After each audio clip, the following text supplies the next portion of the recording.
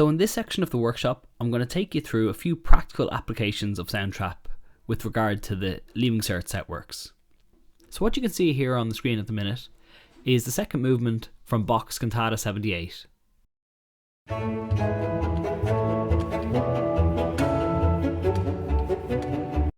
what I'm going to show you right now is how you would go about importing this file into Soundtrap and then starting to chop it up and splice it up for whatever purposes you might have. To begin, I'll get rid of the track that's here, so I select it and you'll see it kind of changes to a lighter blue, and I'll hit backspace and now the audio clip has disappeared. To import the track, I go over to the track itself, and when I hover my mouse over the track, these three dots up the right corner appear for me. These are the track options. I can now rename it, I can duplicate it, meaning to do an exact copy on a different track. I can delete it, I can freeze it, meaning that all the effects that I might have on a particular track get frozen, so I'm not using as much computer power. That's what CPU stands for here.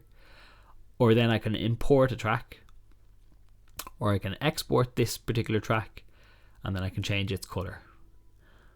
I'm going to click import, and this is where I have stored my full track of movement 2. Click open, and now it imports the full track.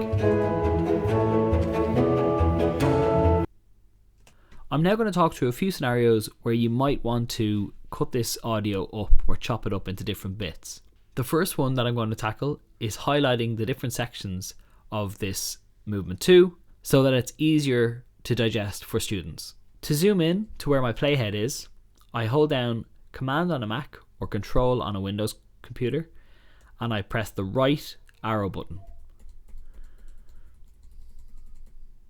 So let's say I want to make my first edit where the ritornello stops.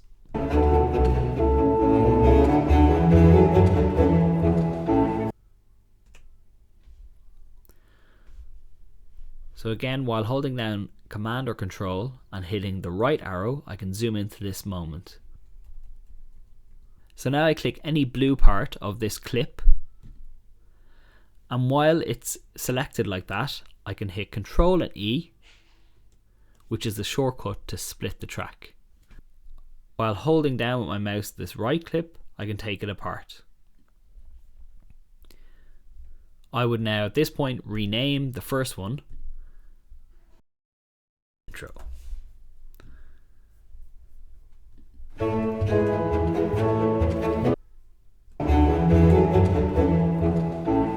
Not only is this useful for students in terms of digesting the separate parts of a particular work, but for creating exams and or class tests, this is a very useful tool for teachers.